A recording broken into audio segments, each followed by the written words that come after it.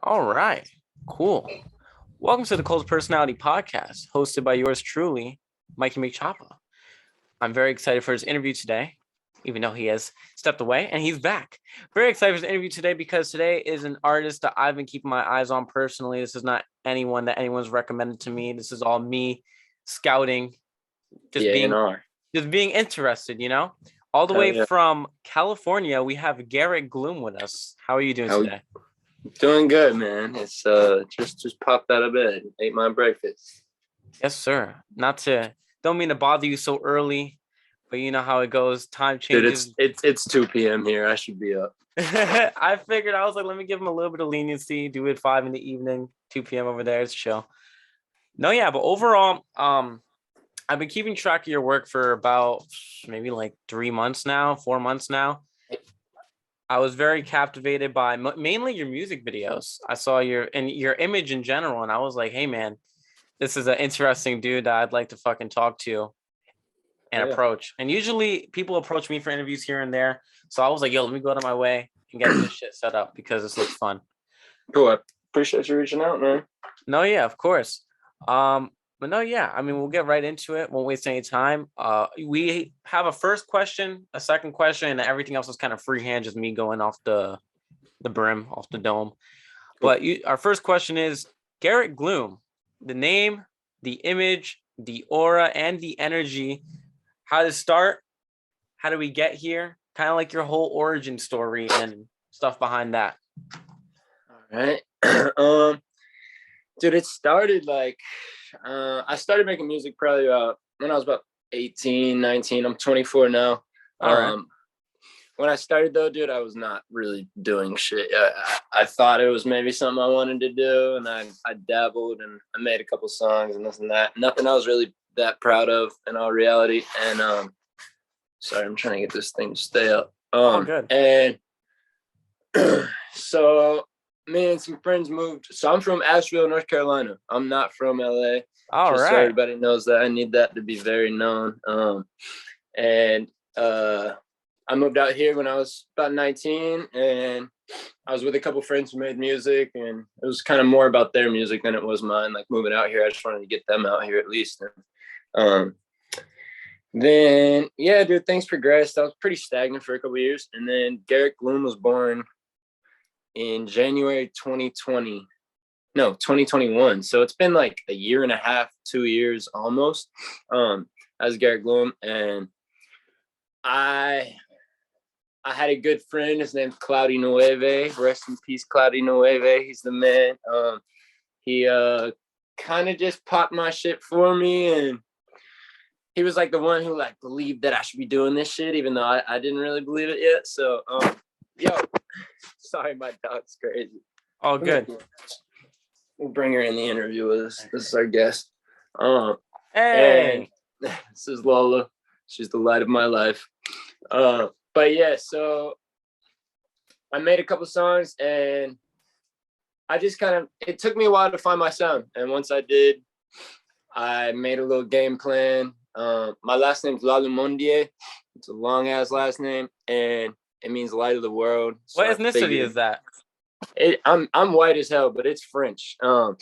And so somewhere along the line, somebody's French. We're just from the South. We're just fucking rednecks as far as I'm concerned. But yeah, so I don't know, man. My whole life, like, people have always just fucked my last name, and it's always been Lulum.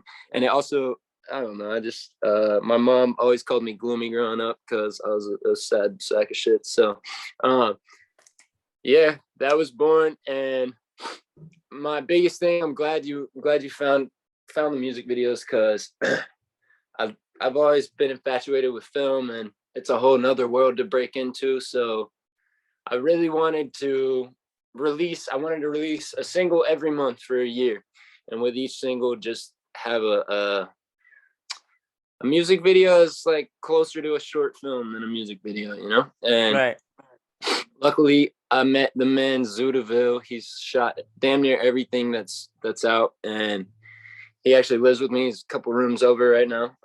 He brought everything I had to life. Like anything I wanted to do, I'd come to him with all these crazy fucking ideas, and he'd make it actually possible to put on film. So we did that. We dropped whatever 9 singles, almost one every month. You know, got a little behind, but and yeah, dude. Now we're here. About last year, me and some friends started this collective called NOFUN. And it's a collective of 9 different artists. We all make completely different music. We're all from completely different places. Great variety. And somehow it works. Yeah. So that shit is definitely kind of solidified my being as an artist in Los Angeles, at least. And we throw events. We just threw a fucking kick-ass event on Halloween, which was like our 1-year anniversary because we started the thing on last Halloween. And yeah, man, now we're here. All right, cool. I'm glad that you went on this whole spiel about everything because it just helps me formulate a bunch of questions about and curiosities of everything. First being, I guess we'll start back from the beginning. You said you moved when you were 19, right? Yes, sir. And was there a bit of time between you starting the music and when you first moved there? Like, did you move there to pursue the music, or was it kind of just like a coincidence? Yeah, I'd made a couple songs with some friends before I moved here, but I just wasn't that serious about it. I really didn't know what I wanted to do with it, how I wanted to sound, who I wanted to be, kind of thing. Right. It definitely took coming out here and sitting in my room, honestly, for 2-3 years alone and figuring out what the fuck I wanted to do with this thing. And it did eventually. I'm really stoked that I did figure it out, but it took some time to actually figure out what I wanted to do musically, because at first I was just kind of making shit, and it was a lot of trial and error. But oh yeah, that was really cool, and I wanted to just cover that real quick. But overall, no, yeah, when it comes to the music videos, and I very much want to say that I like your approach to music videos and kind of making it more like a short film or like a story along to like to visual with the song or whatnot. How did you end up with, who was the guy who shoots your videos again? His name's Zoo DeVille. He's an incredible rapper as well. And he started shooting videos, I think about 4 or 5 years ago. Right. And it was kind of just a friend of a friend thing when I started the Garrett Gloom thing and had this plan. And I'm talking to the people I did know in LA. Like, they're like, my good friend Baby Franco, he's fucking crazy artist as well. He was really good friends with Zoo, and he kept telling me, he's like, yo, my boy Zoo, like, you should definitely do it with him. Like, he's the man. And one day Zoo came over, and dude, he came over at like 11 p.m. and we shot until about 5 a.m. And that video actually never came out. But that kind of just solidified our relationship. And it was like this whole fucking elaborate thing of like me and my friend were robbing a bank, and then like after we robbed the bank, we come home and we're excited we got all this money, and then we end up getting robbed. And like it was just dope because the videographers I'd worked with beforehand were a lot less enthusiastic to like go with my idea, like they wanted to write the treatment, they wanted to do it their way, kind of thing. And Zoo was just like, bro, like, let's fucking do it, whatever you want to do, let's do it. So. I'm very glad you brought that up, because my other question was going to be like, when it comes to approaching your videographer about videos, I was going to wonder, is it more of your like brainchild and you approach him, or does he put input into it and such and such? Yeah, usually if I have a song that I really know I want to do a visual for, I'll have a long night of just fucking writing down everything that comes to mind when I listen to it. I'll listen to the song 100 times and just figure out exactly what I see when I listen to it. And I've written damn near every treatment, but I've brought those treatments to Zoo, and he's tweaked them and just made it so we can actually do it, because there's only so much I understand a lot more now, but at least in the beginning, there was only so much I understood about how, film can even be put together. And I would have these big, wild ideas, and he'll kind of tame them a little bit and just make sure they're actually possible. So, right. Shout out Zoo, dude. He's the fucking man. Like, I don't think a soul would know about me if it weren't for the videos. So I'm really stoked about that. Yeah, man. I think I originally found you through Instagram, but immediately on your Instagram you're promoting, and as an artist does, and the visuals are just quick to captivate anything, you know. So I was like, all right, fuck it, check the YouTube, watched all the videos, and I was like, this guy got something. Thank you, dude. Thank you for watching them. Of course. I'm glad you explained the whole creative process of it all. I figured, yeah, like, you know, anyone who's not in a certain realm could like kind of like overshoot or or not understand enough and kind of over aim what is capable.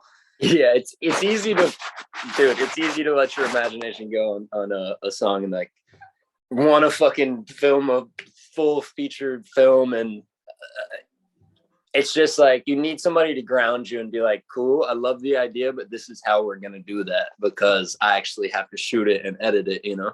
So Do you remember anything that you fucking requested or thought of that, you know, specifically that was like way over the top and he was like, yo, wait, we can't exactly do that, or like we could do this?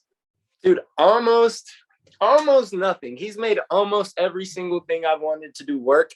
For the sacrifice video, I don't know if you saw that one.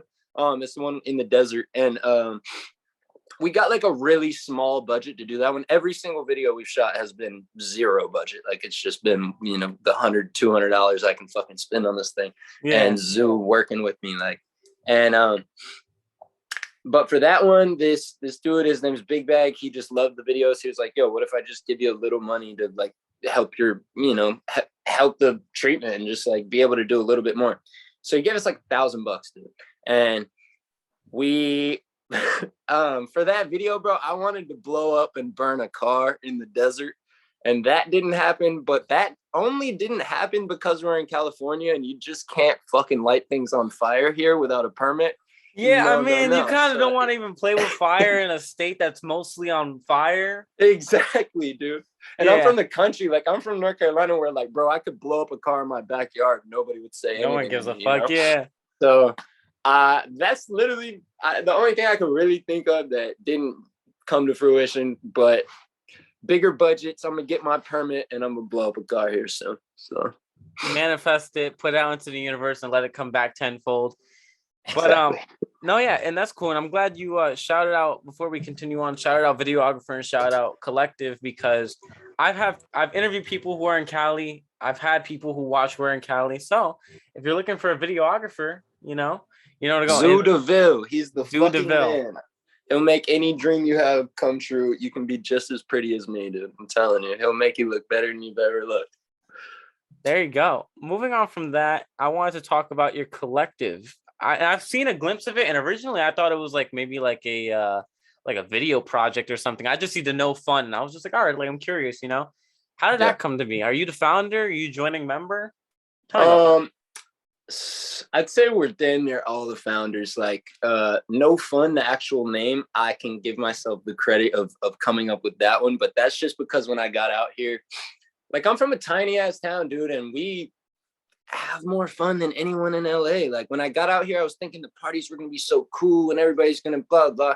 It's fucking lame out here, dude. Like everybody's too cool to have fun out here. Everybody's like on their phone. Everybody's wearing shades inside. Can't take them things off. Like they won't look at you in the face. They can't show any love. Like, and a lot of the times I would just go to an event thinking it was gonna be so kick ass, and it's just people there to take a picture for Instagram. And so I would just be like, yo, this shit is no fun. Like, and I had the idea, like, I want to start throwing events and just call them NOFUN.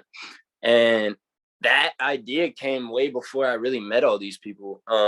And so I met everybody. I met the man, his name's Dave Koresh. I met him, I'd say last August. And maybe right before August, July. But it's been about a little over a year, and he's a fucking madman, and he's a cult leader. Like he's the guy where it's like, if you really want to do some shit, he'll make sure that shit happens. And so Dave definitely had a big hand in getting everybody together. But the way NOFUN really started was we just kind of grabbed the homies that we thought were really tight and who had a good attitude about everything, and we're gonna come show up and perform their ass off, whether it's 5 or 500 people. And we threw a show in a backyard.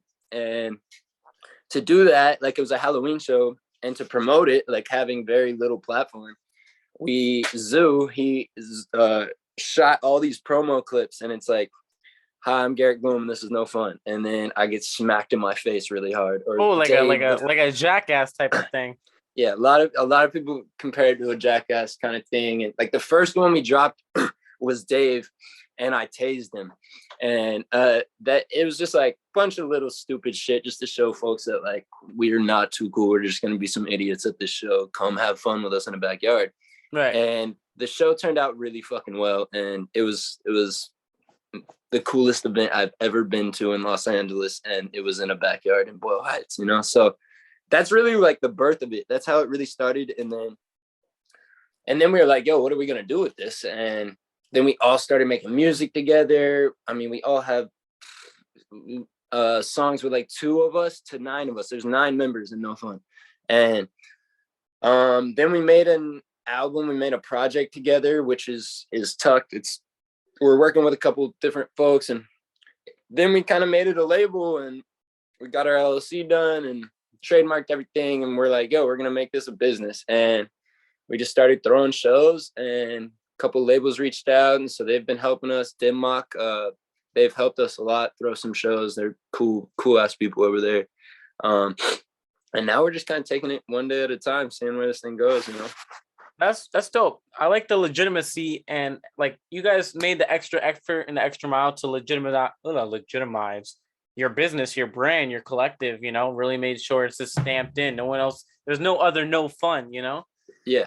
So that's really dope. I do like the oxymoron or paradox of, oh yeah, no fun. We threw an event and it was fun as hell, you know? Mm-hmm. Also really cool.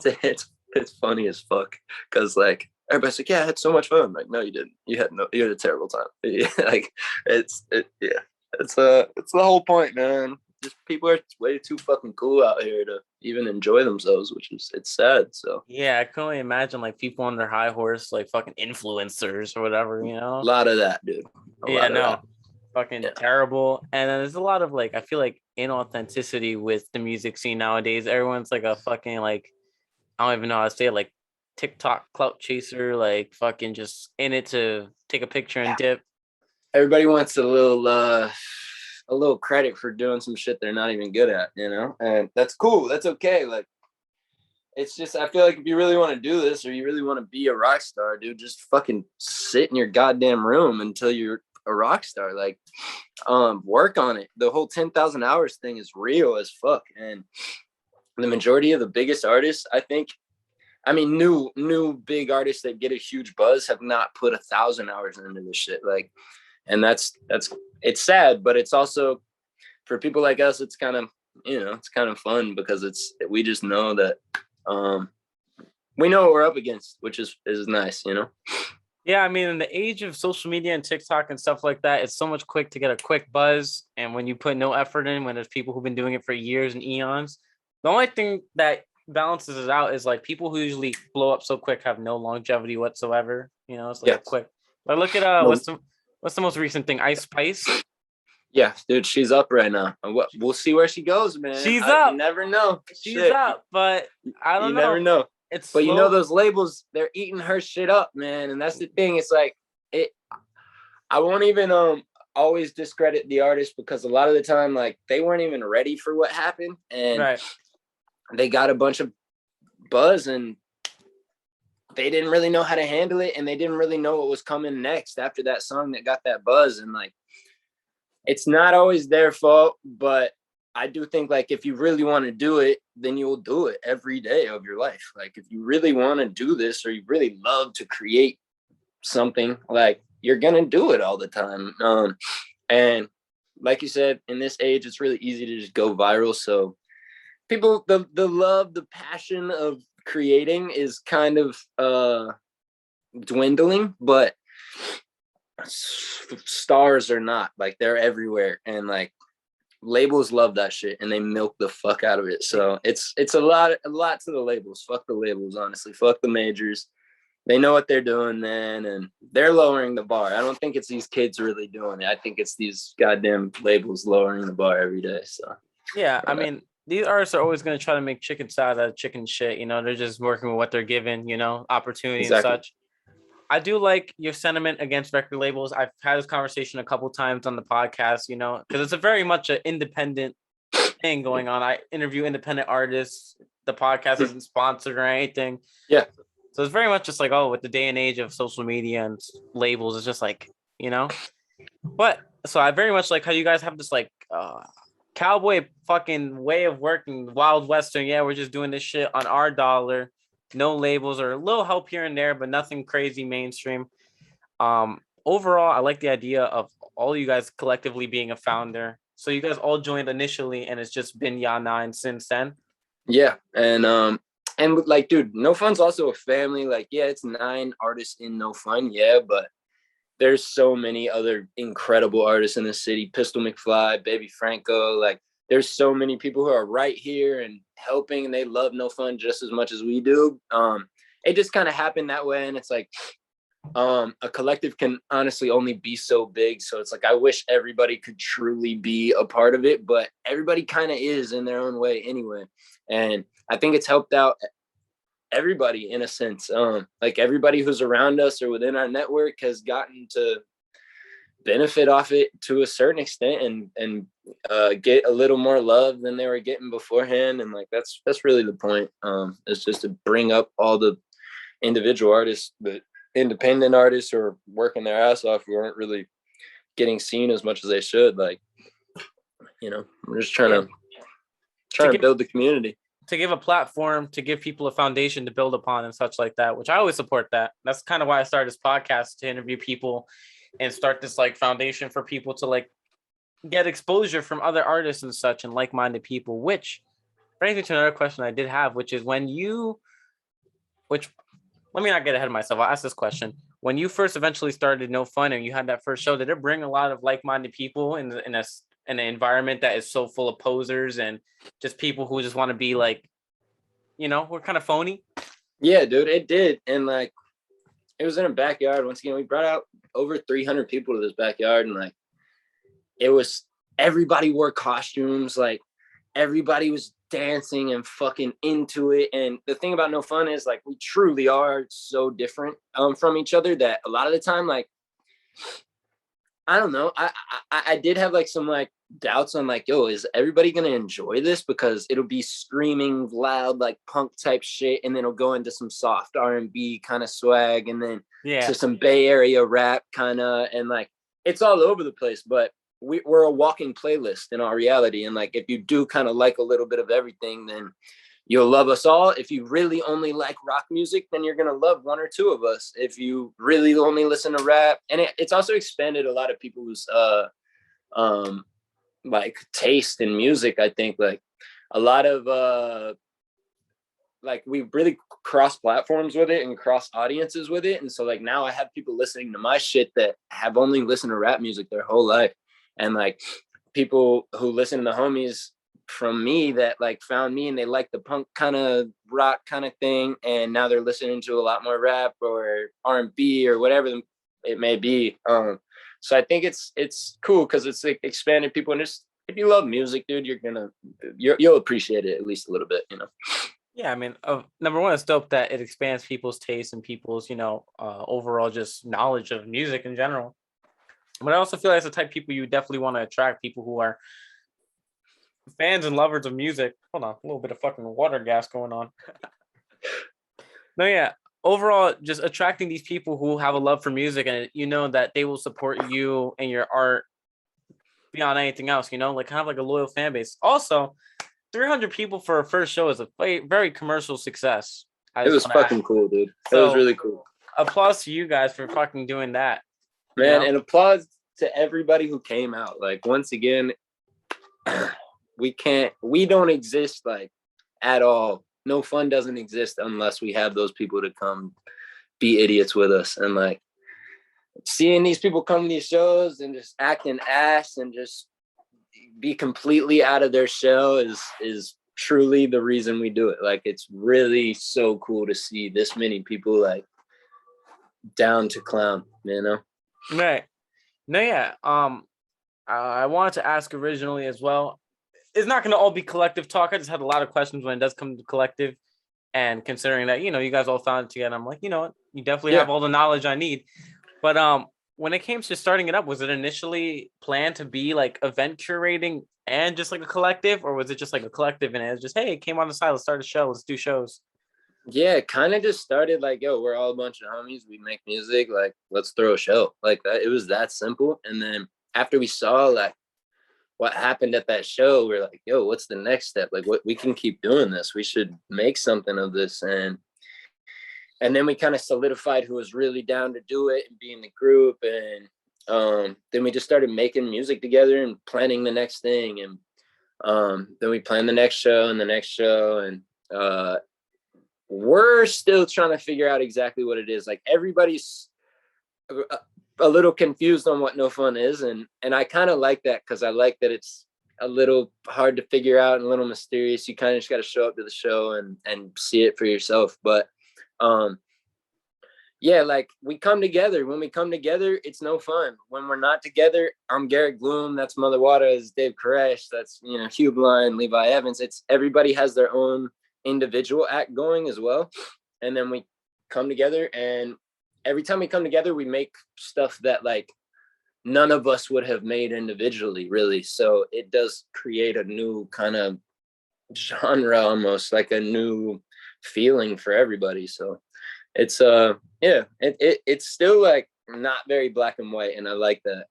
We're just a bunch of kids making music together, dude. Like, Right.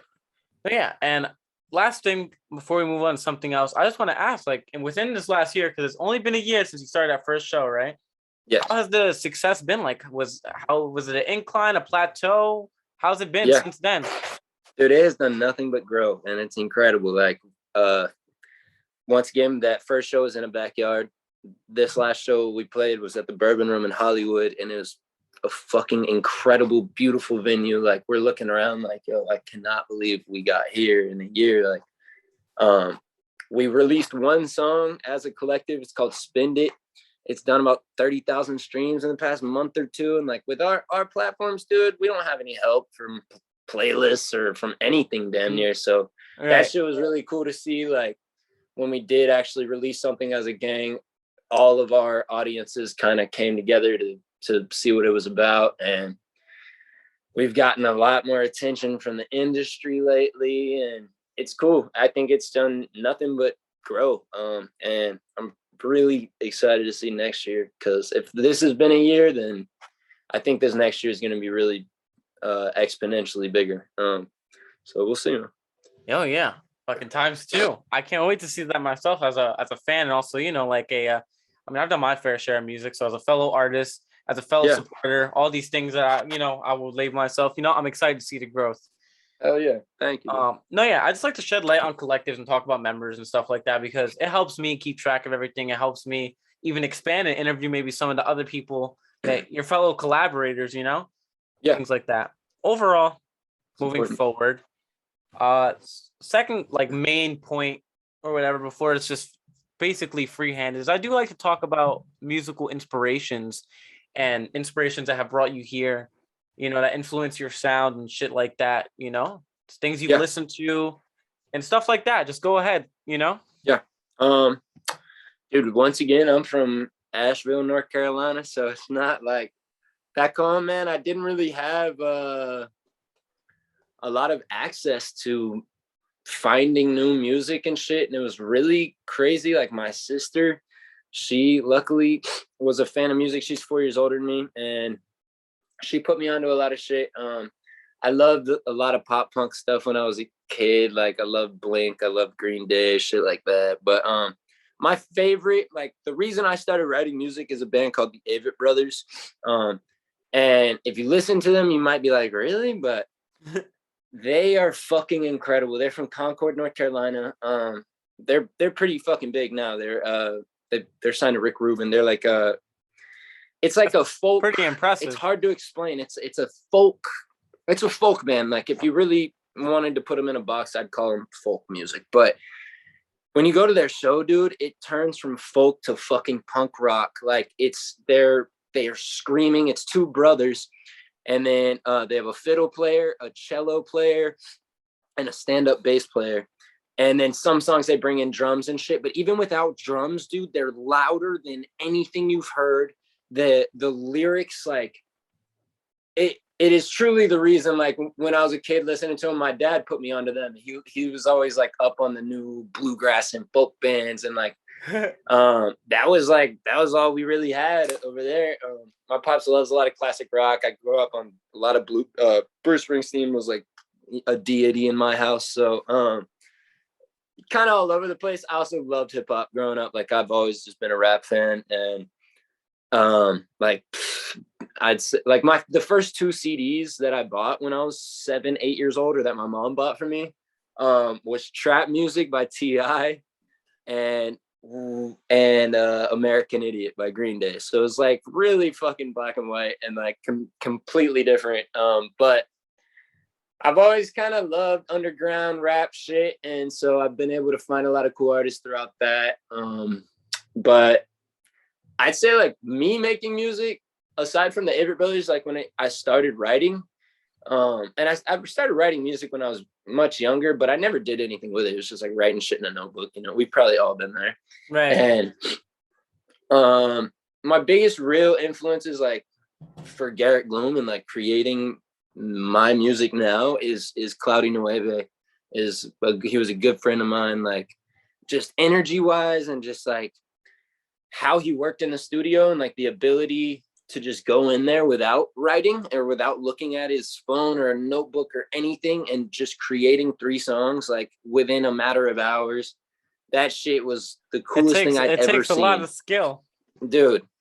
And he also was like the one who was like, oh, cool, like I'm allowed to sing, like I'm allowed to be melodic, and like it doesn't have to be so, you know, because honestly when I started making music it was a lot more rap, like, and I was around rappers, and like they had a certain following for like more underground kind of boom bap swag shit. So it was like a lot of backpack rap and this and that, but it was never, my heart was definitely never in it. And especially growing up on like a lot of rock music, it was meant to be. But my friends have been my biggest influences as far as like me creating. Huebline, an artist named Huebline, Huebline. He's fucking insane. I met him about 3 years ago, and dude, I saw him singing at this backyard show, and that I was booked to play as well. And I was just watching this kid like, bro, I want to do that. Like whatever he's doing, I want to do that. So yeah, man, I'd say my friends have definitely been like the biggest influences as far as me becoming Garrett Gloom, you know.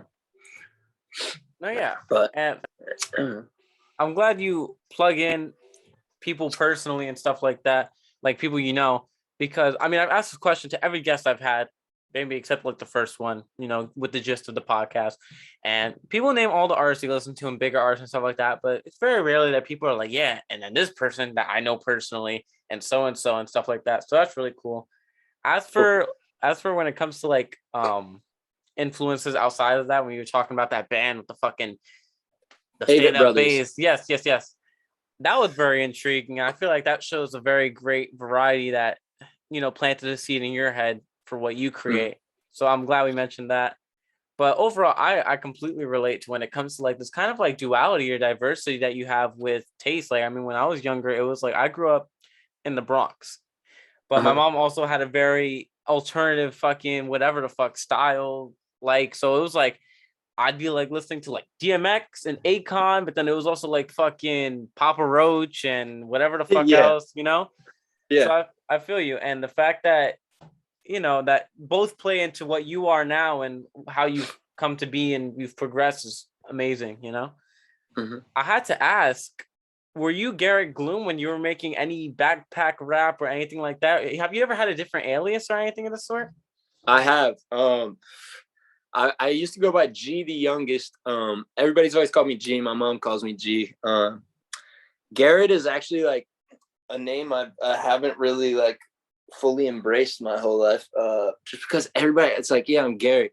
Derek, Garrett, Gary, like every time. So I just fucking hated that. Even when I was 8 years old, and my mom would just always call me G. Everybody calls me G. So yeah, I did go by a different name.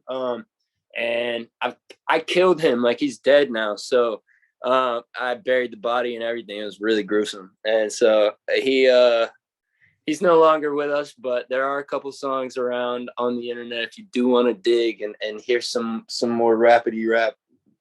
It did exist, and I made a couple things that I did like, but none of it I was super proud of, I'll tell you. So yeah. Figure there's a time and place for everything. And like when I did start creating things that I loved, it was just in my room alone. Like nobody could hear them. And it's just like, wow, I like this shit. Like I finally like this. Like I'm excited to show people this. I never really felt that before with the G the Youngest thing. So yeah, man.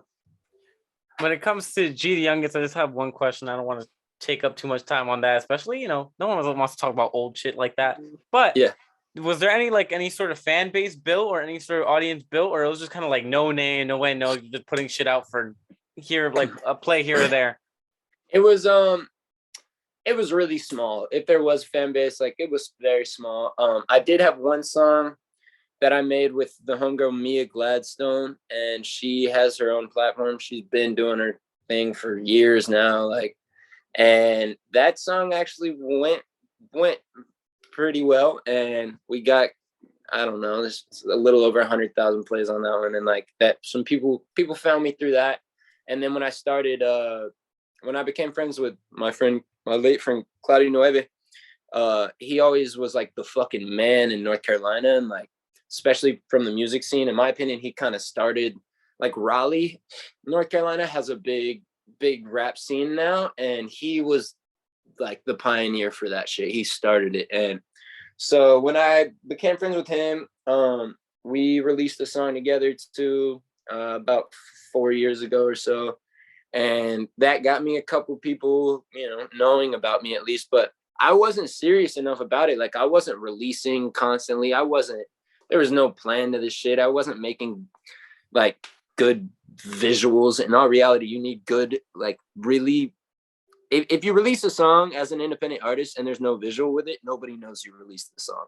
Right. And you might get like SoundCloud algorithm, but exactly. And like and those days are past in all reality. Like in 2016, fuck yeah, you could have maybe put a song on SoundCloud and got a fan base out of it. But these days, man, that shit died quick, and it became apparent that it was like, I'm not an internet kid, dude. Like I got on Instagram maybe 5-6 years ago, really. Like this isn't something like I even knew existed. Like I didn't really know you could even do this from where I'm from. Nobody does anything where I'm from. So when I moved to LA, I felt hella behind. Like, oh shit, everybody's really good at the internet, and that's something I've never been good at. So I'm still figuring that shit out every day.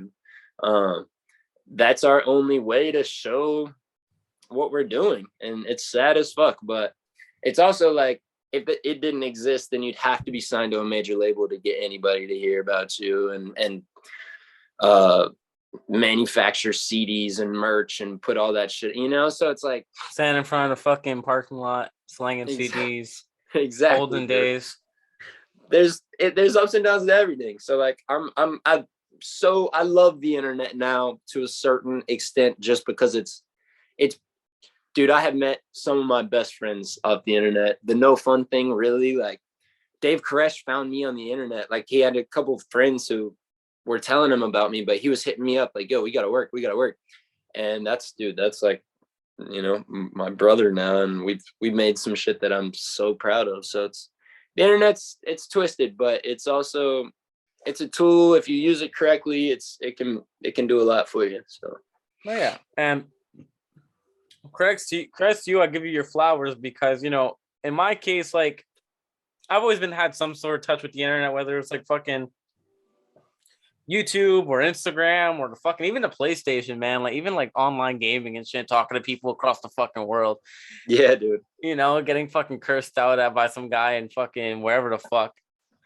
But and even then, I've been terrible with the internet. Like I just got decent at marketing kind of with the podcast, but now I was making music. It was like so difficult for me, Yeah, dude.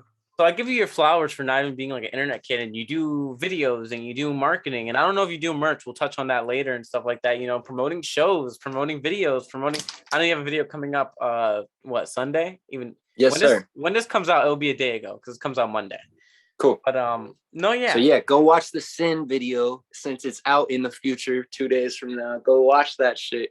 Zudaville filmed it once again. Also, everything I'm releasing right now is produced by Sheriff. He's an incredible producer. I've been wanting to touch on that. Cool. So no, yeah. Not to cut you off, but no, yeah. No, you're good. And that's on the Garrett Gloom YouTube, which all your stuff will be linked down in the description below for people listening and people watching. Dope. But overall, no, yeah. So that actually segues perfectly into another point. I just want to give you your flowers about the whole internet marketing thing. Good job. Keep at it. But thank you. I noticed that you have this sound that I thought, to be honest, I was like, damn, like this guy has a really interesting, or at least a really established, clean sound. Like it sounds like you either have like studio connects, like real, or you fucking have a band or some shit. I was like, this production's really good. So your producer, which is Sheriff, you said his name is? Yeah, and that's a new thing. Like damn near everything that's out, I produced myself. I produce almost everything I do. I mix everything I do, all that. But except for like, dude, Hugh Glines helped me with plenty of guitar. Levi Evans, he's helped me with some, you know, like bass, some guitar stuff. And but I produced pretty much everything I've done, just mostly because I mean I love producing, but also it's a whole nother step to work with somebody. And like I rarely want to work with people when it comes to music, just because I want to kind of be in control and like capture your own vision. Yeah, exactly. And it's that much harder to get to the destination when you're working with somebody else. But every blue moon, you'll meet somebody that makes it easier to get there. And that definitely happened with Sheriff. Once again, the internet. He hit me up on the internet. I gotta decline this call. All right. Yeah, he hit me up. And Sheriff's done like mostly hip hop stuff. He's produced for Lil Candy Paint, D Savage, Lucky, like a lot of like underground, or were underground at least at one point. Yeah. Like SoundCloud kind of stuff, a lot of crazy trap beats and shit like that. And he had found my shit through a mutual friend named Caliber. And Caliber, dude, he's taken 80% of the pictures of me that exist. And like, he's helped me he's shot a couple music videos for me now. And, but Sheriff was just hitting me up like, yo, like, blah, blah, let me send you some stuff. And a lot of the time I'm kind of like, don't, you know, like, it's just going to be like generic trap beats like everybody wants to send me. He sent me some really different shit and I was excited. And then he flew out to LA and we met, and the song Take You Home, we made that the day we met, and we shot that video maybe the next day, and shit just happened quick. And now we've made about 30 records together. And so, yeah, as of now, probably for the next while, until we roll out this project, he'll be producing damn near everything. So that instrumental is one of my favorite instrumentals I've had the pleasure of singing on. So I'm stoked about that one. Which I'm very excited to see that, both the video and just hear it. I haven't had the time. Is it out yet, or does it come out with the video? Like the song I just dropped, and like once again, you don't really know if the song drops if there's no video. So yeah. So Sunday I'm gonna drop the song. I figure it's only right to drop the Sin visual on a Sunday. After you go to church, come back and watch this and make your mom mad. No, yeah, I mean, Jesus Christ, I haven't had time yet. That's why I haven't checked it out. But I saw the marketing for it. The post you put out, the promo and all that. So I'm excited for that. Yeah. But no, that's cool. And again, I'm glad you give your flowers to people close to you and people you've worked with and people you know. You know, I think that's very important to kind of just give credit and give gratitude, appreciation towards the people who hold you up, you know? Yeah, dude. So that's really cool. Shout out Sheriff. Shout out Sheriff. Dope. And check out Sin on Sunday. Well, people watching, check it out now. Check it out now, right now. Check it out. Go ahead. What was I going to say? Which it led me to another question or another train of thought, because you talk about you producing your own stuff, and that's a whole other element of things. I fucking suck at producing. I've tried once and I never tried again. How did you get into producing? Dude, I just got Logic on a laptop when I was maybe 19, 20, and just started clicking buttons. And I had a couple friends around me who were producers, and they helped a little bit, this and that, but a lot of YouTube, just watching YouTube. And then I went to school out here. This funny little joke of a school called Los Angeles Recording School. I'm sorry, guys, but it was funny, dude. It was very certain place, whereas like it would only exist in today's age of everybody wanting to be a musician.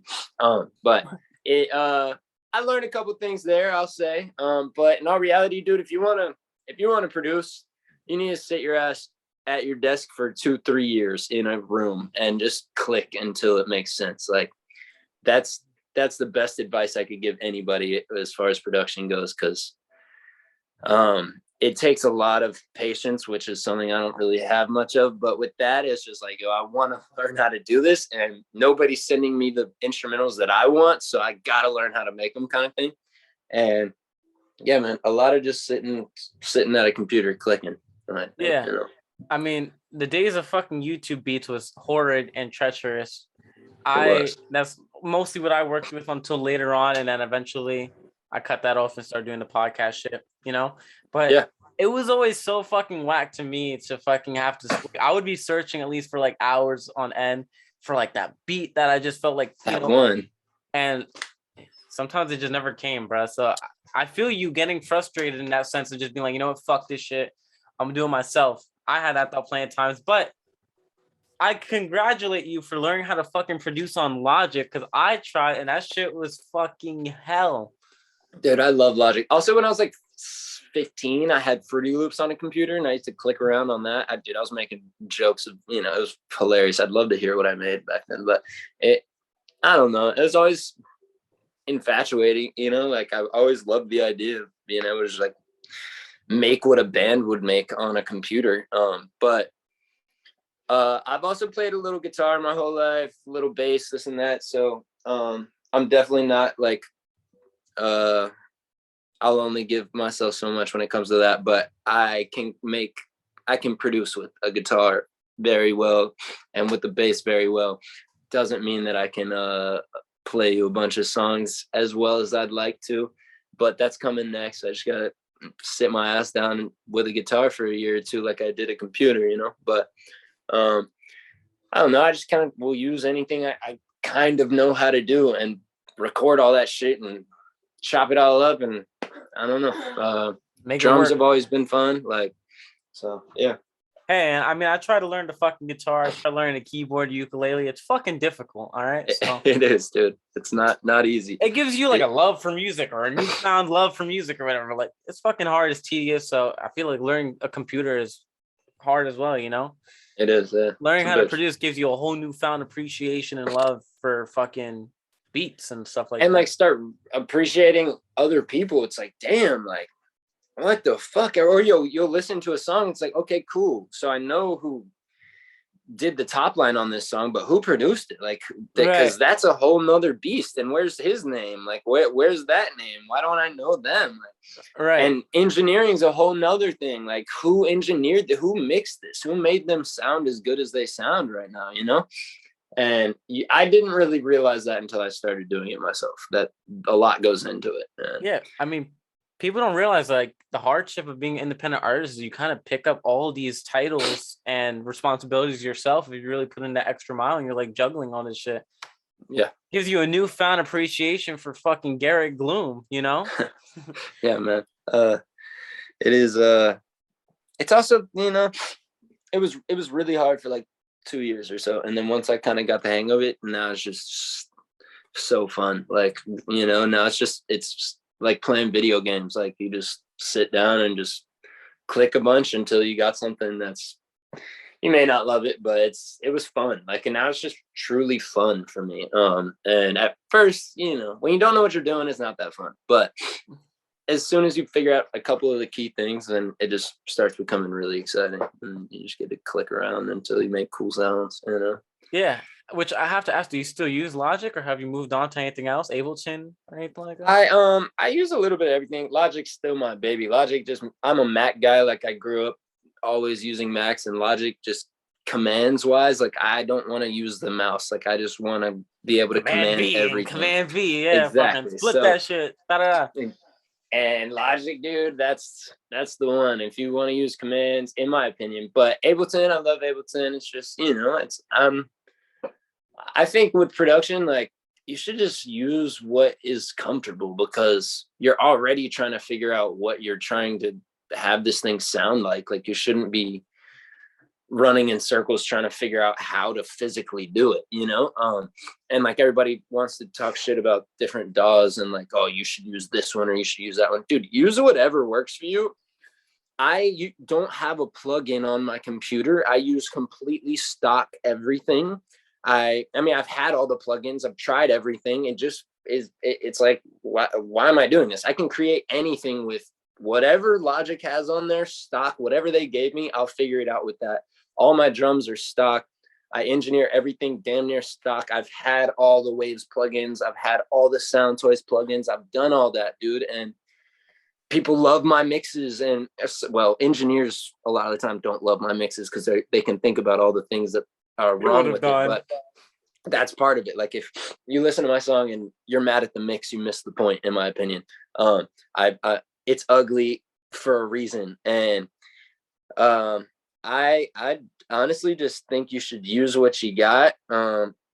It's the same thing with like, dude, whoever has the coolest basketball shoes is usually not the best fucking basketball player, dude. Like just whatever you got, bro, just use that shit until you know what you're doing with it a little bit. And you can manipulate anything when it comes to a computer. Like you can add some saturation and EQ anything and change keys and do whatever you want. Pitch it down.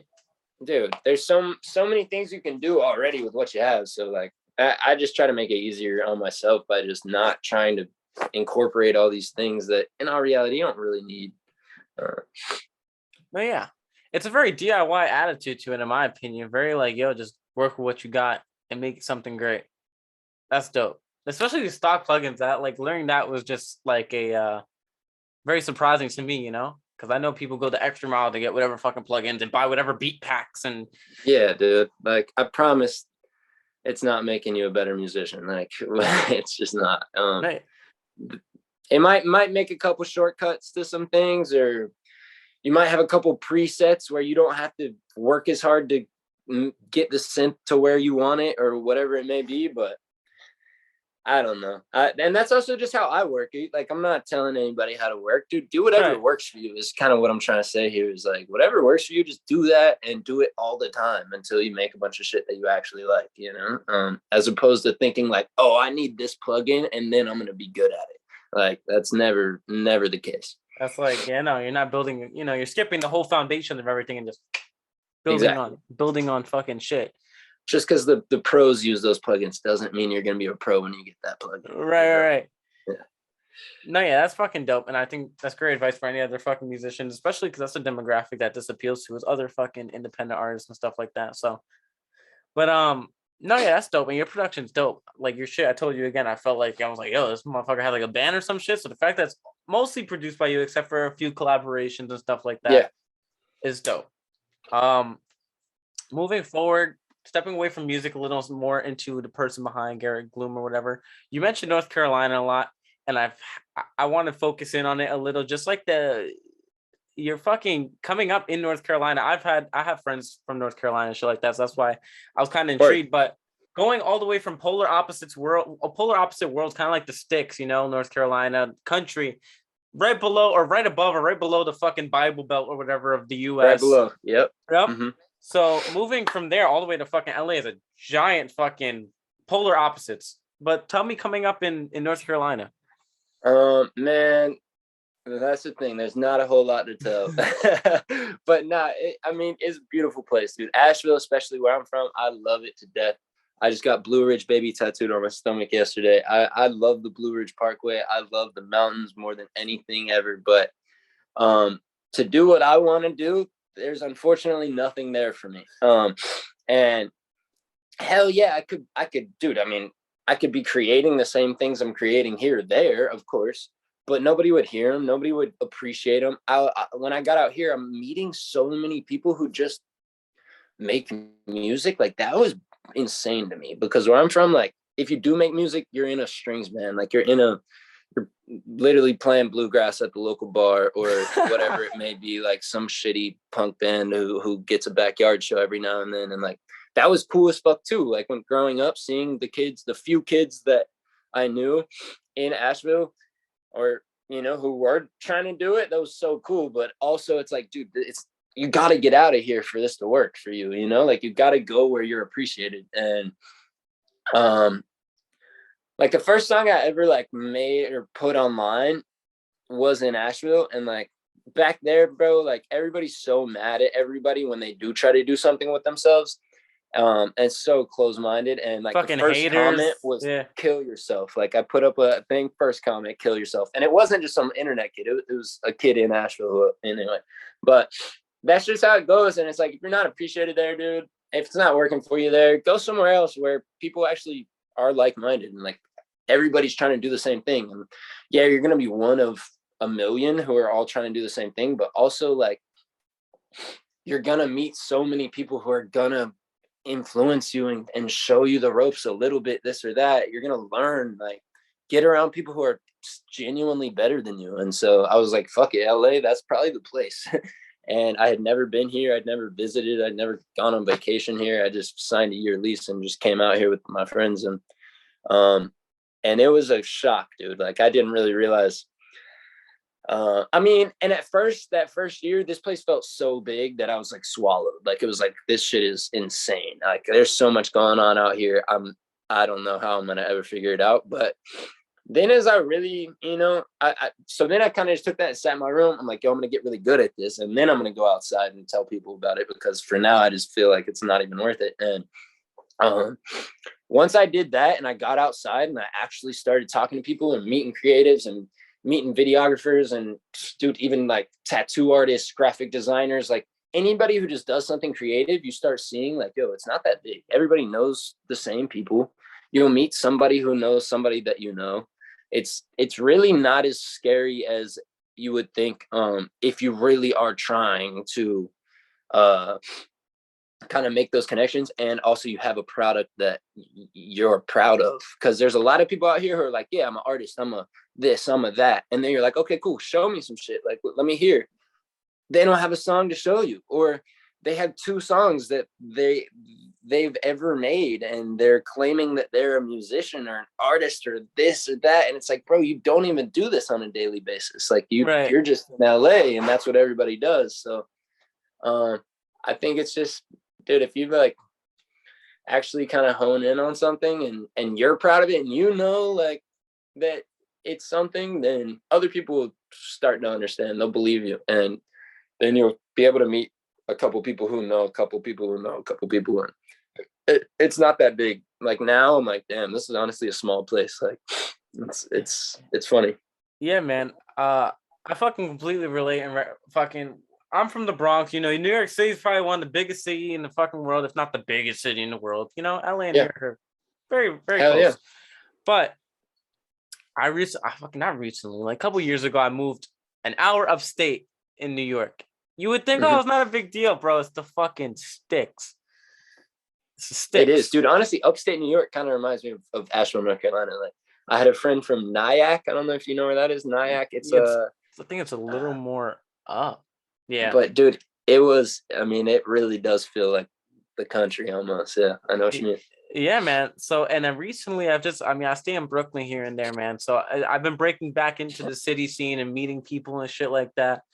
And it's like, it really is like a whole thing of connects. And it's such a small city. I mean, physically it's a small city, but on top of that, everyone knows each other. I've realized so many people are interconnected. So I completely understand. No, yeah. But what was that motive, something that pushed you to move to LA from someplace like Asheville, besides connect and trying to get away and trying to pursue what you do? Also, like, what were people's reactions, friends, family, things like that? I love my mom because she was like, my pops too, but I don't know, my mom was always like, she wanted me to get the hell out of there. Like, and also it's, I was a badass kid growing up, dude. I got in a whole lot of trouble, and there's a whole lot of drugs back home. There's a whole lot of bullshit, and it's really just tied to people not having shit to do with themselves. So it's small town shit, you know, like there's only so much for people. And my pops too, he's always been wanting me to just get out and go see shit, because like you only know what you know, and a lot of people don't leave the state of North Carolina. So they didn't call me crazy, and I mean they did at first, like when I'm like, yo, fuck going to college, like fuck all that shit, I want to go be a fucking rock star, and like I'm going to LA. They're like, hold on. Oh. And yeah, they didn't believe me at first, but they were like, hey, at least you're getting out of here, like just get out of here, like whatever. But it took them years to see like that I actually am doing this every day, and it's something that I'm really, you know, trying to do. But a lot of friends, I mean, they're stoked for me, but they're also like, bro, you're fucking crazy. Like, what's the plan? It's a giant risk. Yeah. You know, like you don't even really make music, like what, you know. And I didn't really, like, I understand, like anybody who had doubts at that point, I fully understand, because it's not like I was like producing every day and making records every day and like doing this shit. I was just like, yo, I kind of like doing this, I'm gonna go out there and figure it out. So which I also don't think I would have figured it out if I didn't come out here. I would have just kept having a bunch of people who don't do anything close to what I'm trying to do around me, and that's never good. Right. So a lot of people were kind of calling me crazy, and then it's funny, like after a year or two of being out here, so many people are hitting me up like, bro, I can't believe you did it, like I can't. It's like, bro, I just live in LA, I'm broke as fuck, I'm not doing anything, I have no following still, but it's like a crazy idea to people who will probably never leave the town they were born in. But I mean, you know, people, family at least, like they supported me enough, you know, to not make me feel completely fucking insane for doing it, at least. And I appreciate that for sure, because I'm sure a lot of people, like, and a couple of the kids I moved out here with, their family was like, bro, you're stupid, like you're dumb, I don't know what you're doing. And they were a lot more southern than my folks. Like they're like, yo, California, like that's the land of fruits and nuts, like there's a bunch of queers out there, blah blah, it's a bunch of blah blah, like it's rough in the South. Yeah, and I could only fucking imagine. Yeah, you know, people are just yeah. The closest I've been to the South is like Florida, and like I know, like in Florida, you go, like you see literal billboards that are like the most like Christian praising shit. Jesus saved you. Jesus died for your sins. Like you just driving down the highway. Yeah, like, and when you come from a progressive state like New York, you don't see that shit. You know, they don't really infringe on anything. You know. Yeah. So seeing that shit, though, I can only imagine like in the other, because Florida's fairly mainstream, man. They have Orlando. Yeah, Florida's like we almost don't really claim them as the South, but it is, and it's like its own weird, and they're almost even more closed-minded in my opinion. Florida is a crazy place. Depending, like I'm not trying to put a blanket statement on Florida. There's plenty of good in Florida and plenty of people who are, you know, doing everything I think they should be doing. But yeah, I understand why you say something like that. Yeah, there's a lot of folks, dude, who they know what they know, and anything that they don't know is just wrong. Like that's how it goes.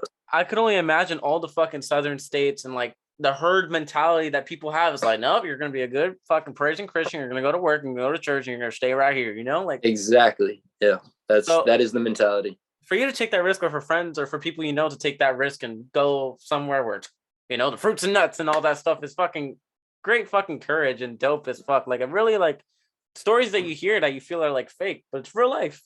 Yeah, it is, dude. And it doesn't really feel real until like you just get out here and you're like, oh, this isn't. And it's also like not as, some of the magic dies, like coming out here, meeting people that I've listened to since I was 10 years old and this and that. And like, you realize, like, first of all, not everybody's that impressive. And not everybody's a good person. A lot of these artists and shit that everybody looks up to are fucking cunts, like, pardon my language, but terrible fucking people. And that's okay. Like, it's good to figure that out as early as possible so you stop idealizing everybody. And when you're from a small ass place, dude, you just you know, there's people who you just think are superhuman, and like then you'll meet them one day and realize maybe not. Like, and it also just makes it feel that much more attainable. Like, anybody can do this thing, dude. And we need better people in the entertainment industry.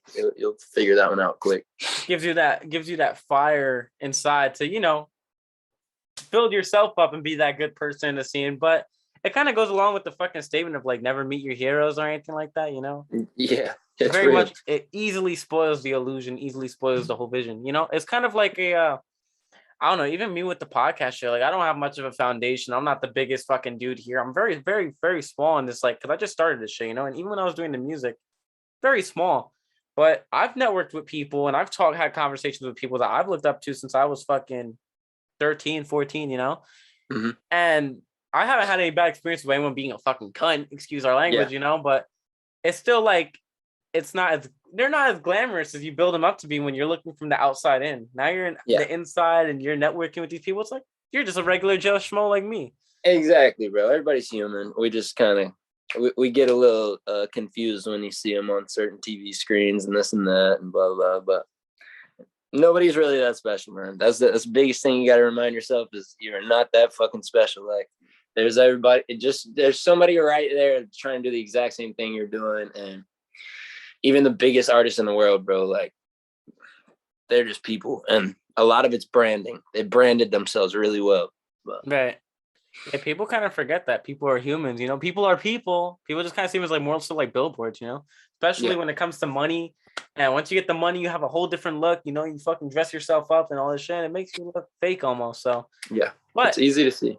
the cool thing with that is getting inside the whole thing and becoming a part of like a scene or whatever is like it does make it a lot more obtainable because you realize all these people that people idolize and people look up to and people romanticize even Hmm. are just Joe Schmoes. Yeah. And they're not doing like there's another thing with like the whole production thing, this and that. When I started really learning about what all goes into making a song, you start seeing that like the artist whose name is on the song didn't do that much. Like they didn't even really do that They much. They're clocked just into the studio, they fucking spit some shit on it, and all and the a lot work of is times what they spit, what they sang, like they didn't fucking write. Like if they had a team of people helping them, and none of those names got on the bill. So you just know one person, you think that they're this incredibly talented being for making that song you love so much, but like 10 people made that song, you know, and only one that's of them crazy. got credit. Exactly. And that happens far too often. That's why I got to talk my shit about all the homies, because Now you gotta shed light on that shit. No, yeah, it happens more often than not. You know, I think with a lot of mainstream rappers, it's just like, yo, I clock in, put shit on a bar, get paid fucking however much for it, and there's a whole bunch of other people who put that work in. yeah. But overall, I want to transition into something else, moving away from that, even though it's more so behind the scenes thing. I'm glad we talked about that though, because again, polar opposites, fucking LA and North Carolina, you know. Yeah, dude, it is.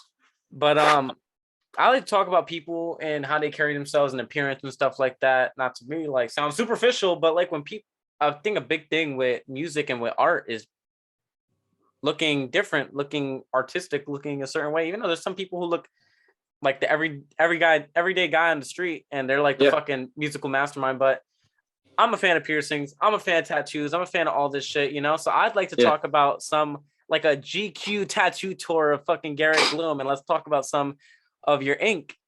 Yeah. Dude, I got a whole lot of it now these days. Like it happened quick. I've always wanted to like look like the typical shithead rock star and be a good dude, you know?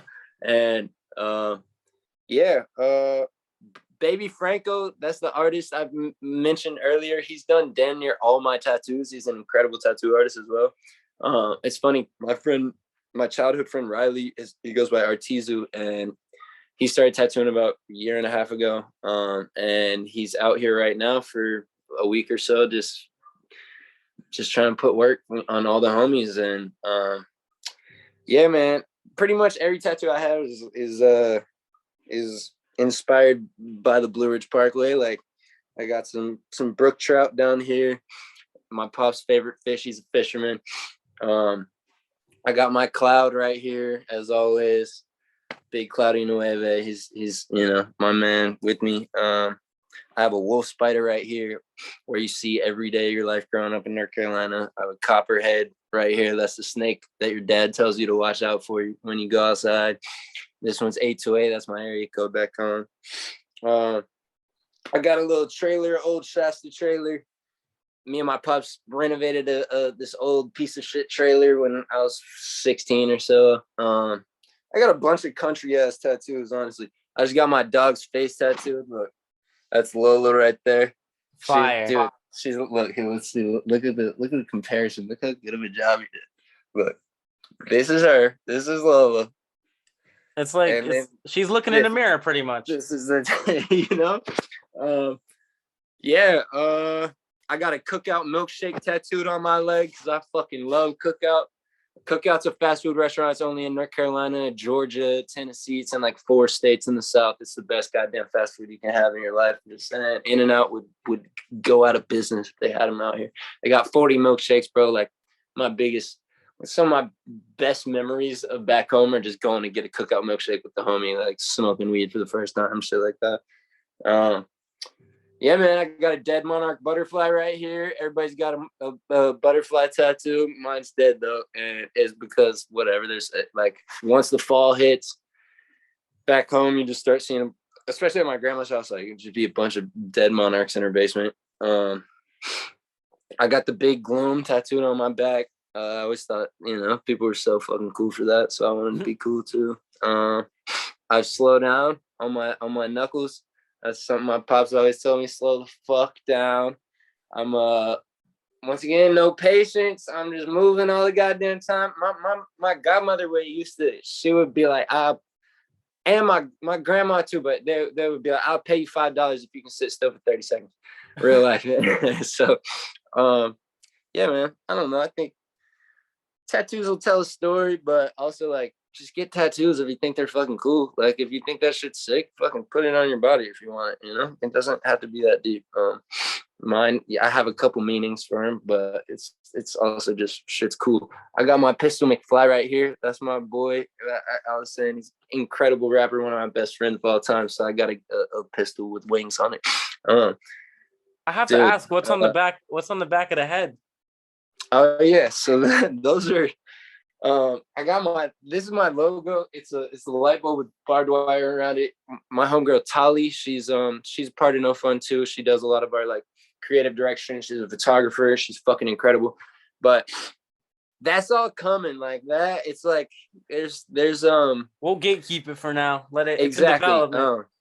I tattooed Cyber Sick on the back of my head one day. I had an epiphany and I was trying to figure out what I'm going to call my project, what it means, like what the fucking point is of these songs. And that's not coming out for a little bit. I got some things to do. I'm going to need the right rollout for that one. So, yeah, shave my head. I used to have hair down to my nipples down there.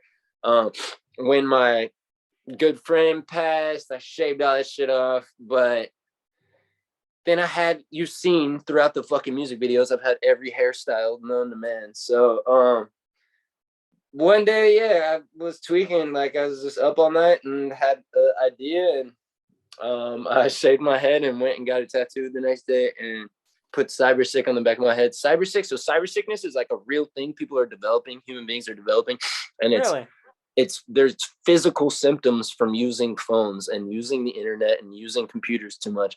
And it's like, this is something we've only had access to for like the past 20 years, 15 years, really 15, 20 years. Like what the fuck is going to happen? Like when we're all 80, bro, we're going to have carpal tunnel in our thumbs from scrolling Twitter. We're going to like real life. We're going to have issues from using these screens. Like our eyes aren't made to be looking at retina screens all the time. Right. And I started looking it up because I was actually feeling nauseous, like fucking sick, like physically sick, not just like, yo, I'm sick of this. Like I feel physically fucking sick of using these things so much. And I started just looking it up, like my cell phone's making me sick, like just Googling random shit. And I see this thing, it's cyber sickness. And I started reading about it. And it's like, I think there's genuinely only so much data on it just because of how little we've had. Like we haven't seen this shit get old. Yeah, we haven't seen like a long-term study of it because we've only had like computers and phones that we can carry in our hands. And like all the people who always said like, or like, your phone, talking on a cell phone is going to give you brain cancer, shit like that. It probably fucking will, dude. Like in reality, I just read this thing about AirPods and how they have like 5 times the radiation of normal of talking on the phone. And that AirPods are apparently fucking terrible to have in your head. once again, there's I no use studies on it. I use wired headphones, so but yeah, no. Keep using wired headphones. I don't think AirPods are good for us, dude. I think there's a lot of things that we're just like, oh, that's badass. Like, hell yeah, that's sick. New technology. You use that shit, and then in 30 years, let's see if you can fucking hear. Like, I don't know, man. Like, this shit is terrifying. If you really think about it, like, just looking at a screen like this all the time, looking at being able to just pull out your phone and access any piece of information that exists is not correct. Like, that's not okay. So yeah, anyway, Cybersick, that'll be like first project I drop. Me and Chef are gonna drop the project first, but that'll be like my first solo project probably sometime next year. And yeah, it's tattooed on the back of my head. My mom loved that. But I got a big ass yellow jacket tattooed on my neck because that's, dude, anyway, growing up, like, that was like one of my biggest fears, because when I was like 8, I stepped on this nest and got stung like 60 times, and they were just covering my body, and it was fucking unreal. But Jesus Christ. yeah, dude, it was wild. And after that, like, I was mortally scared of fucking bees, dude. And I had to cut the grass and like do landscaping and shit my whole life. And like my pops were like, you know, go do this, pull weeds, cut the grass, this and that. I'm like, bro, there's so many fucking bees out there. Like, I'm so scared right now. Covering myself head to toe, fucking wearing gloves and shit. Dude, dead ass. I would wear gloves. Like, I would wear hoodies and like shit like that, cutting the grass, because I was just terrified of bees and like just so sure I was gonna, I don't know, dude. It's just stupid fear, but it's also just, it's pretty sick. It looks cool on my neck, right? Like, that's another reason. Just get some set, dude. It doesn't gotta have anything behind it. I think that thing's cool. Yeah, I have a tramp stamp as well. It says Lola. It's my dog's name. And then I just got No Fun tattooed on my ass. I also have No Fun tattooed right here. That's, you know. I saw the video of the No Fun on the ass cheek. And I'm not gonna lie, before I even listened to it or anything of the sort to see what the fuck the video was about, I automatically thought like this motherfucker is like promoting an OnlyFans or some shit. What the fuck? Yo, go get the OnlyFans link too. Shit, that's coming next, man. The fucking I was like, he got a gag in his mouth. I was like, all right, you know. It did. I guess that makes sense. That definitely, at first glance, is probably seems like I'm promoting my new career in porn or something for sure. But yeah, no, it was just a stupid ass idea me and the homies had. It was like, yo, what if I just tattoo it on my ass? And at first we wanted to do it like in Jackass when he gets a tattoo in a car. Yeah. And it's like they linked up with like the fucking Henry Rollins. Nitro Circus dudes or whatever. And yeah, that shit was fucking hilarious to me. So yeah, no, it was literally just promo for the show. Like, yo, I'm gonna get tattooed, No Fun tattooed on my ass. Might as well. The tattoo in the car still sounds like a dope idea, though. Yeah, I think I'll still have to do that at some point. I feel like, you know, I feel like Steve-O and Johnny Knoxville and all them are gonna have to see us at some point. Like, we're gonna have to do that. We're gonna need to make that crossover. I'll start adding and like tagging them. OD. Get on Jackass 5. Every time. Yeah, dude, it would be great. We're working with a couple people who know a couple people who know a couple people. So I would that's how you get anywhere. Make that connection. Connections. Yeah. That would be dope. I think I would love to see a Jackass Garrett Gloom fucking collab. I love Jackass since I was a kid. Me too, dude. And seeing that new Jackass and seeing Tyler in there and like that shit was so cool. And fucking NGK. Anyway. Yeah, good. Thanks for that. But yeah, I was hella jealous, dude. Hella jealous. That shit is fucking cool. I would love to be a part of that. I just can't, dude. I can't mangle my balls. That's like my only thing. Like but outside of that, bro, send me in it. Like let's do it. Beat me the fuck up. That still keeps like a 95% of anything else they do like open. Yeah, no, it does. Except for this new one, dude. And I was actually looking, and like with the new one, since they're all old as fuck, like, they were using their nuts as much as possible because that's like one of the only things left in their body that like they can actually abuse, like, without breaking bones and like fucking up their hips and this and that. So like, yeah, there's a reason like Steve-O got all this. Oh, dude, getting all those bees on your balls and shit like that he did was just terrible. Like that was also with my fear of bees. God damn it, I was watching that just in pain. But yeah, they really went all out with their balls with this one. But That's part of it, dude. Yeah, man. And Yeah. I mean, Johnny Knoxville still did that fucking like bull stunt or whatever. He fucking He got about brain fucking damage. died this time, Yeah. dude. He apparently got some brain damage. He had some things from that, but yeah, all the power to him. That shit was awesome. I can't believe he did it. That shit was crazy. What, 50 years old? Like, Yeah. incredible, dude. They're Getting crazy old. bastards. Yeah. But no, yeah, that would be fucking dope. LA's a That would small be cool. town. Jackass Garrett Gloom. Let's work on it. Let's get it Let's do happen. it. But overall, I want to discuss, I think maybe one more thing unless something pops up in my head, and then we could start to wrap it up, you know? Cool. But you talked about having a first coming solo project maybe next year or whatever. But have you had any EPs or anything in the past or any sort of no? Nothing. Any ideas or anything like that you've had and it failed or anything? I have 4 projects right now. Just they're tucked, and I have a little too many ideas for them, and that's why I haven't released them, is because I can't quite bring all that to life yet. So me and Sheriff are gonna like, as far as a project goes, that'll probably be the first like project with my name tied to it that is gonna hit the web, is gonna do all that. And it's just gonna be like, you know, dude, just to show everybody what we've been doing. And I love collaboration tapes. Like, I've always loved that shit. So that'll be the first thing. And then I'm gonna start really unrolling projects. Like, I've dropped the singles. That shit was awesome. I'm really glad I did that.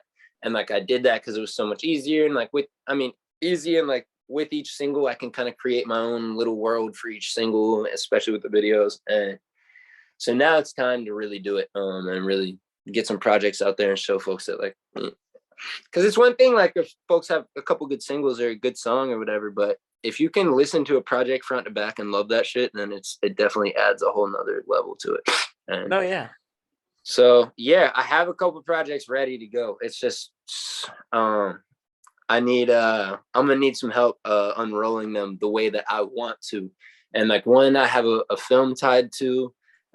With the cybersick thing, we're working on just really trying to build the world of like what cybersick will look like. And visuals are the biggest part for me, like, just because like we're gonna see like an old Garrett Gloom like carpal tunnel in his thumbs or some shit. Yo, yes sir. And try to show some after effects of what's going on with these things, and just like little ways where I can kind of hint that, like, or just show that, like, people are way too dependent on our fucking phones, bro. Like, if I took your phone from you and just kicked you out in the goddamn woods for a week, what would happen? Like, would you survive, first of all, but would you survive mentally, second of all? Like, or just if you didn't have a phone for like a week and tried to live your life, like, there's so many things that just all come back to like people being on their phone too much. And it's so sad because like, I'm on my phone way too much and I know it. And it's every time I realize it, I'm like, Jesus Christ. Yeah, especially if you're in this fucking genre or fucking showbiz career, whatever you want to call it, you know? It's like, yes. And it makes so many people feel like they aren't shit because they'll work so hard on something and then go on their phone and see like MGK getting all the fucking flowers he's getting for being MGK or whoever the fuck it may be. I could go on a whole rant for probably like an hour about how much I dislike MGK and like how just artificial it is. I'm glad we share that interest because I would you know, I can't wait to meet him. That's gonna be funny. But yeah, there's just a bunch, you know, just really sad acts out there that are getting all the love in the world because of these labels or because of whatever it may be. But just don't fucking compare yourself, dude, to shit on a phone. Like, that's just not helping anybody. Like, and especially in this world, like, once again, but even like, not like, just people who have less and then they have the access to go on their phone and see people with everything, or it seems like they have everything. Also, I'll meet some of these people and realize like, yo, they're actually broke. Like, they actually don't have shit. Yeah. That's their homie's car. That's their homie's money. That's not their house. It's a facade, and people just want to look so goddamn cool and like they got all their shit together on Instagram. So I think it affects people a lot more than they think about it. And yeah, whatever. We definitely are a generation with like some of the most diagnosed mental illness, but I can't really say that like that's actually real. Like we're probably more diagnosed, but like I believe past generations have had just as much probably. It just wasn't really paid attention to as They much. didn't make much awareness of it. People were scared. Therapy is even still sometimes taboo, but back then, 40, 50 years ago, it was way more crazy. Like, yeah. Shut up, stop being sad, go to work. You know, Fuck is bipolar. You know, like exactly, bro.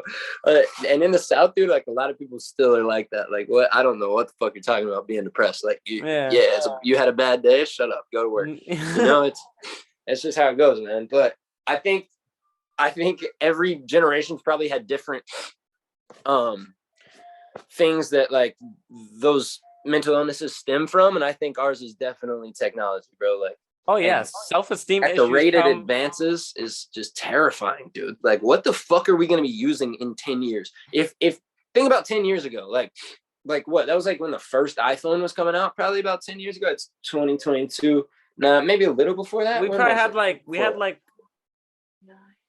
so like 12, 13 years ago, probably. It was like the first iPhone, the Mac, the first fucking Mac. Instagram wasn't a thing. We had Facebook and MySpace still. And now you just like boom, and your face just is recognized, and you just can access anything. You can pay, like your entire bank account is just linked to this thing. Like every fucking thing possible rides off your phone now. In all reality, like it's scary. But we got AI, shit like the fucking gaming, metaverse. Like, the gaming, dude, the metaverse.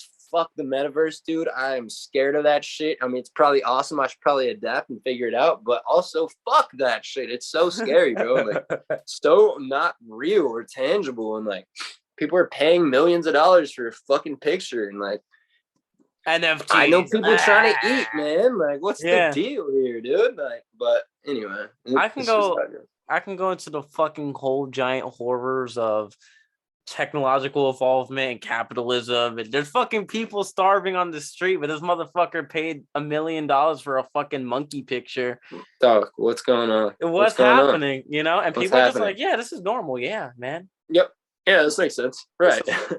Like, what the fuck? Have you watched any movie or played any fucking apocalyptic video game? Gang, like they weren't wrong. Like they weren't just it's some crazy idea, but like for a reason, dude. Man, it's the fucking law of the universe. They put this shit into movies and video games because everything has to come out one way or another. The truth. Yeah. So it's almost like making it easier for you. It's like making it more familiar already. So then when you start seeing like AI police officers, it's like, oh, okay, cool. I saw this in a movie 10 years ago. Of course it's here now. That makes a lot of sense, honestly. Yeah, man. I could see it, huh?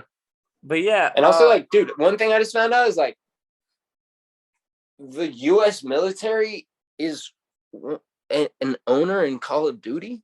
Like, they're one of the main funders for that. They fund any Marvel movie, all the Call of Duty games, anything military based. They have like guidelines to where you can't portray them in a certain way. It's weird. They have a lot more control on the media than you think it is, and it's so dystopian. And it's fucked up. Like, bro, I know a couple kids like growing up who loved shooter games, loved Call of Duty, this and that, and they're in the military now. Like, they didn't really, and that was never really their plan. Like, I'm gonna be a military man. No, I don't really know what to do. I'm gonna go to the military. Like, and like subconsciously, it's definitely like, bro, I love Call of Duty. I'm going to the military.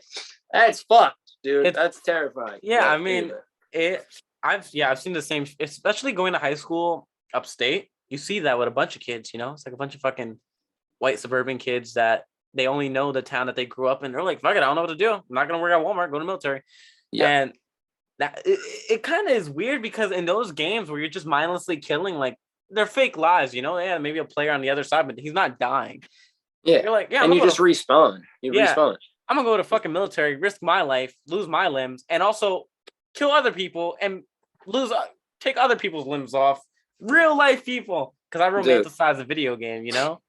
Real fast, dude. Stop romanticizing anything on a screen, dude. I promise to God. It's totally cool to enjoy it, in my opinion. Totally okay if you can fully grasp the situation in which, like, it is not a healthy thing, or it's not something that you should ever, like, try to implement in your life. Like, and if you do want to do whatever it is, like, if you want to go to the military because of, you know, your pride in your country and that you genuinely want to protect certain people if that's a thing. I don't believe it. But hey, that's not me. And if it is you, that's cool. Just do it for the right reasons, man. Like, that's really it. And be a fucking artist because you love making art, not because you see people online being cool as an artist. Like, all goes back to that. So that's it, man. I have no problem with technology or this or that. As long as us as human beings can take it with a grain of salt and like understand that it's not life. That's all.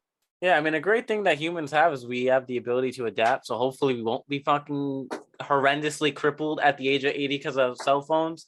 Maybe we'll adapt and our fucking, I don't know, our fucking thumbprint will fucking adapt to the fucking, and our eyes will adapt to the fucking whatever. Dude, I think we're going to be fucking blind, dude. I'm so scared. Yo, like, people now from being hunched over on computers, even whether you're working a desk job or you're whatever the fuck you do, have back problems, like terrible hunches. So that's the immediate effect. Imagine the whole long-term effect. Bro, imagine generations. Like, we're actually going to evolve into different, like, our eyesight is going to become more nearsighted. Like, our fucking thumbs are going to get longer. Like, over time, we're going to adapt to the technology we're using physically. And that's just a wild idea to me. But yeah, man. It's going to be very, like, cyberpunk. Weird. It is. And, like, yeah, really fucking scary. Which made us, we went on a long tangent away from talking about projects and mainly the Cyber Sick album that we were discussing, but which is fine. I love when we go on tangents on the podcast because that's how you make great conversation and great trains of thought and people are interested. And in all reality, that's hopefully what Cyber Sick is gonna show you guys is, you know. And don't worry, I'm not just preaching the whole goddamn album or anything, but it is just, you know, a story world I want to build and kind of shed some light on. That's all. Yeah, which I mean, personally, me again, I'm very excited for that, especially to know there's a whole visual component and a whole storyline in that aspect to accompany the music, and the whole theme of it all is fucking fun. It's dope. It's great, and it's obviously very applicable to the times we live in. So yeah, relevant. I do like to ask. Yeah, I just like to ask about projects and ideas and stuff like that, just to see where an artist is heading, and, you know, to build anticipation for these things without spoiling too much. You know. Yeah. I appreciate it. Yeah. It's good. It's good because a lot of folks ask, like, yo, when are you doing a project? What's the plan with the project? Like, you'll see. You'll see, I promise. But it's good. It's good to be able to explain it a little bit, you know? Oh, yeah. Overall, I mean, there's one more thing I want to ask, which is merchandising. Do you have any Garrett Gloom merch, or do we plan on releasing any NOFUN merch, anything of the sort? Yeah, so I'm glad you asked.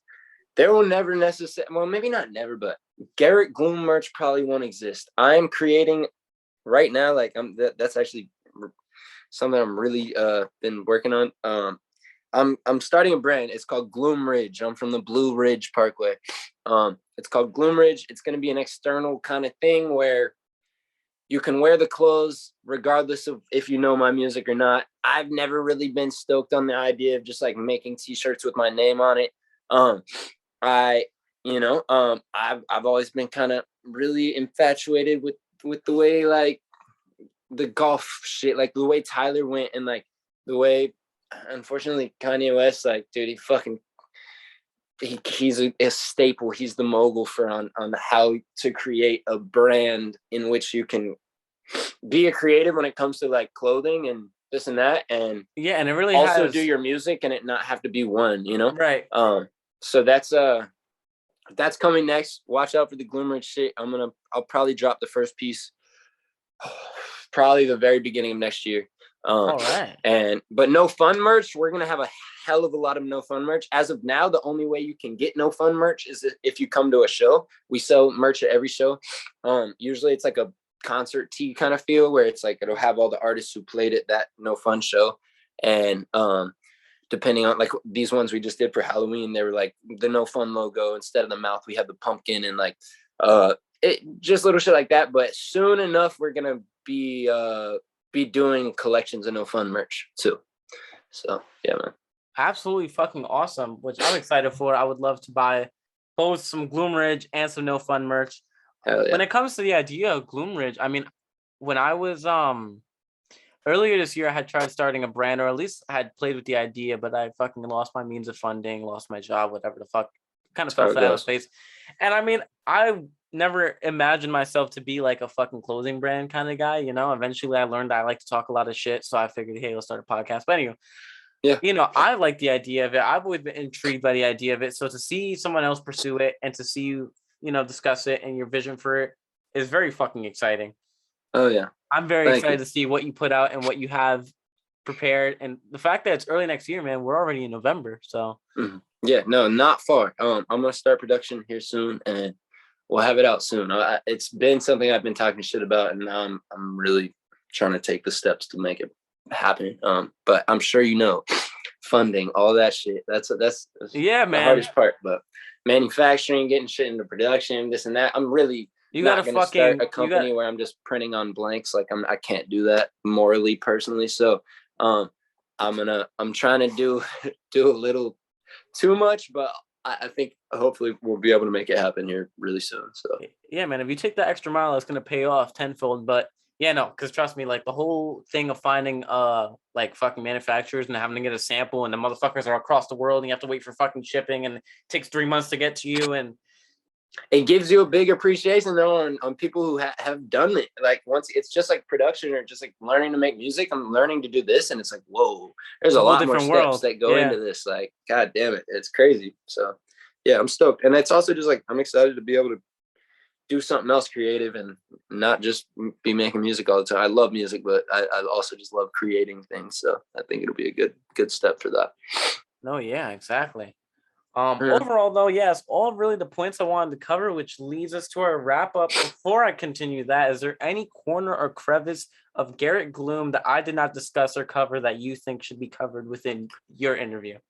Man, I think you did a pretty good job, bro. Like, really, I didn't know what to expect a whole lot with this one, and you only asked so many questions, but we got on a bunch of tangents, and they were good tangents. And like, I don't, like I'll talk a lot of shit, but only if like I feel like I'm talking to somebody who's hearing me. So I appreciate you. It was dope. Thanks for having me on here, man. I think we covered damn near everything. Y'all better listen to Sin. Watch that video on Sunday. That's about it, dude. Yeah. Great. I'm glad. Is this your first interview? Have you been interviewed before? I've done one or two little interviews. They are not anywhere though. They aren't out. I actually have one interview out, and it was just like it's just an audio. This app called Panther. They interviewed me, and that was cool. But it was also earlier on. I have a lot more to talk about now. So this, I'll credit this one as the first one for real. Yeah, man. No, so this leads us to the very final question because this isn't much of a question or not a very scripted show. So I only have my little questions here and there. This just leads us to what's going on for Garrett Gloom in the next day, hour, second, month, week, century, millennium, whatever. And it doesn't have to be music related. It could be anything. It could be what you're gonna have for fucking lunch right now. You know? Mm-hmm. Let me know. Let us know. Dude, yeah. Next day, I'm about to take my girlfriend to work. We're working people. Shit. I got a little session with Cody Benjamin tonight. He's the man. Next fucking week, I'm planning these music videos. We're gonna start actually filming for all the share shit. Next month, we'll get this share shit coming out. And then shit, next year, world domination. That's the plan. Yeah, man. All right. No, I just wanted to thank you for sitting me for the last probably hour and a half. I'm very grateful, very appreciative. Thank you. Yeah, dude. Especially since I approached you, you could have been like an asshole, but I'd be like, fuck off. I want to Of course. Of course I could have, dude. But I appreciate anybody, dude, seeing me and reaching out and actually trying to do something. And also, you could have got on here and I could have been really bored the whole time, and that was not the case. We had a good conversation. I appreciate it. Yeah, man. Thank you, and you're welcome. Also, yeah, man. Fucking thank you. Thank anyone watching on YouTube, listening on Spotify, Apple Music, all that stuff for tuning in for the last hour and a half. Real life. Thank you. I'm Mikeymcchoppa. This was Garrett Gloom, and this was the Cult Personality Podcast. We will see you next week. And